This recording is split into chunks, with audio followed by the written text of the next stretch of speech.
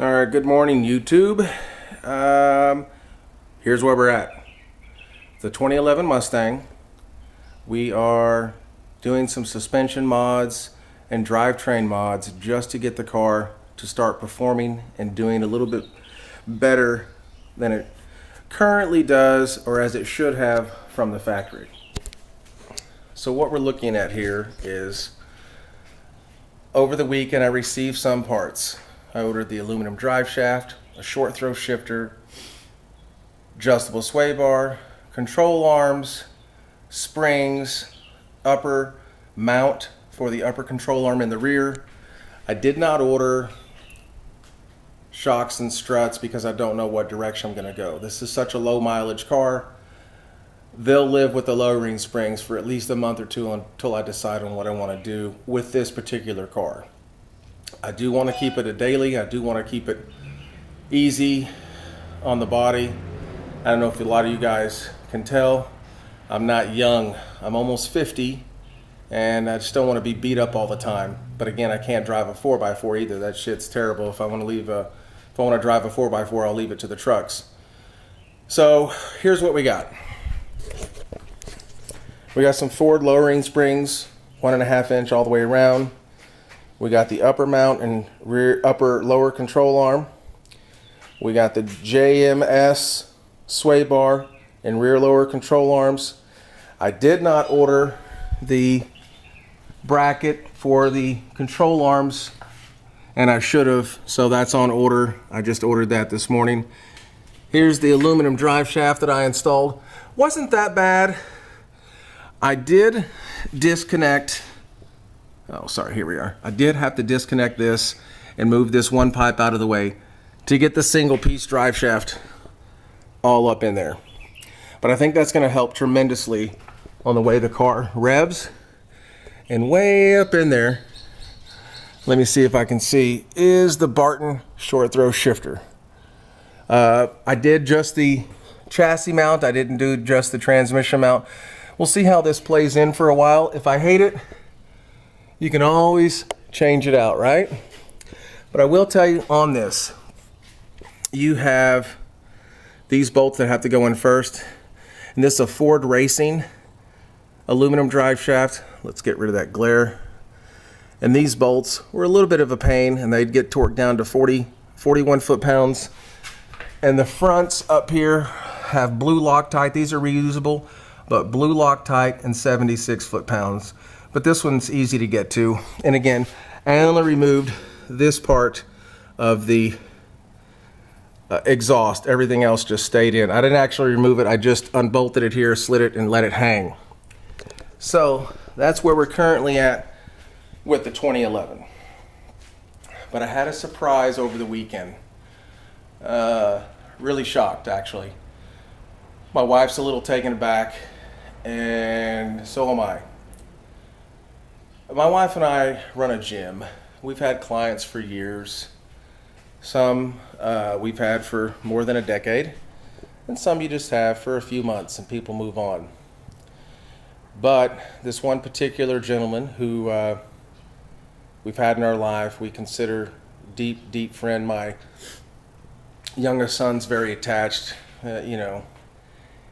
He surprised me this weekend with a gift that it's hard to describe in words, because what do you say? Do you say no? Do you say yes? It's a trip because I'm not sure exactly what to do. But the gift is, here we go. A 2016 Shelby GT350. Black on black. Now this does not the R version, but it does have the nice Brembos. It does not have the Recaros. This is, I believe, the technology package. Let me get the key. So, what do you say to something like that? What do? Do you accept it? Do you say it's too much? I don't know. It's here. The car's a Shelby GT350, and I just bought a 2011, and I still have Project White Fang.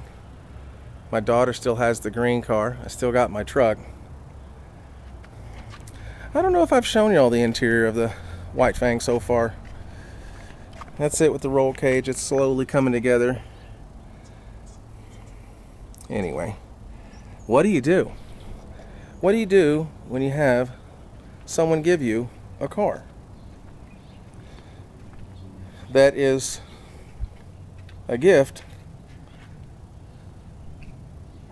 I would start it, but I don't know what to do with it yet. It does have a really cool key fob. It has a little snake on the back. So anyway, that's where we're at with the 2011, my new gift. So let me just talk a little bit more about GTs in general and kind of what's important and why I'm going this route, not fixing up the motor first. Motor stock, clutch is stock, but I'm actually addressing some weak linkage in the car itself, such as the two-piece drive shaft sucks, so I went with the one-piece.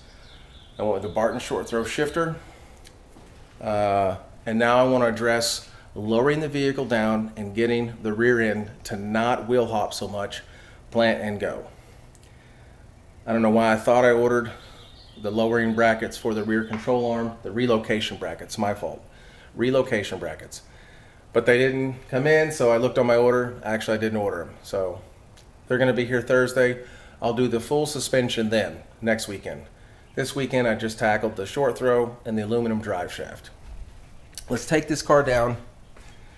I love having a lift. It's pretty sweet. And we will see how the Barton turned out. I ordered the flat handle. Aluminum, I think it looks a little bit better. Again, it's all personal opinion, so there's no right, wrong. It's just what you want. And I was so stoked to buy this car because I wanted a nice, comfortable daily driver that would be fun and would allow me, to be a little bit more in the modern era, because Project White Fang, as you get older, just going to beat you up. So that'll be a once in a while car that I won't drive. But let's see how this Barton turned out.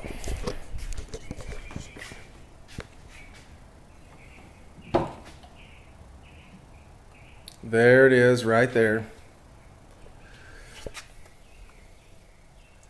I think it looks pretty good. But again, it's a personal taste. I love the gauges, how everything lights up. And again, this car drives, I can't wait to handle the suspension. So beautiful. But again, only 13,000 miles. And that GT350 has very, very low miles. Scoop is, it's his car. And he is leaving the car to me because he's getting older. He's in his 70s. He considers me a son, and he's been a very, very good friend. But what do you do with a car like that? It's weird. Very taken back. So anyway, I don't know what to do with the car yet. It'll sit there for a little bit. I'll concentrate on this and have fun on the 2011. Keep it stock. The next video is I'm gonna take it around the block, check out the garage is an absolute mess. But take it around the block. We will see how this drives, see if there's any difference between the aluminum drive shaft and the short throw shifter. But next thing is getting rid of that 4x4 look. It is hideous. I don't know why American cars don't follow suit with BMWs and the European cars. It's a trip to me. We have the understanding. I mean, all you got to do is look at the cars, but we just don't. We don't follow suit. These do well. I mean, they're a fun car. They're cheap. I do love it how all the people in Europe always trash the Mustang. Oh, it's a straight line car. Oh, it's this. Oh, it's that. Big, beefy American muscle. I watch so many of these YouTube channels. But yet when you get these out on the track, they kick the living shit out of the BMWs and the Porsches. It's funny. Yes, they need some adjustments, but even this live axle, it's not bad once it's set up right. Is it perfect? No. I mean, it's archaic. I mean, this technology came over with the dinosaurs, dinosaurs. Came over with the Mayflower way back in the day. It's just simply a simple design, and it just doesn't perform like an independent rear suspension. But at the same time, it depends on the purpose of the car. So, anyway, it's just funny to me. The Europeans bash these cars, but yet they love them at the same time. It's not refined, or they hate the interior. It's all plastic. I actually kind of like the plastic material. It doesn't fade, doesn't wear out. I've had plenty of cars with leather on the sides where over time dries, it cracks, it rips, it tears. These won't do that. And I know what I'm buying when I'm buying a Mustang. I'm not buying a $65,000, even though they're approaching high dollars now. They're getting into the $45,000 range. But I'm not buying a $65,000 car. I know what I'm getting. But what I like the most about the Mustang is the flexibility and what you can do with the car. And why do I like Mustangs over Camaros or Challengers? Well, number one, Camaros suck. I've owned a couple of Chevys in my day and I've had nothing but problems. Number two, it takes them 6.2 liters to achieve the same power of a 5-liter. So, people don't realize how much difference a 6-liter is compared to a 5-liter, or if they put the 427 Corvette engine in there, the 7-liter. You always hear on the forums, oh, Camaro's faster, it's got more power. I hope so. It's got a whole 1.2 liter larger engine. Of course it should be. Should have more torque. It's a bigger piston. It's a bigger engine.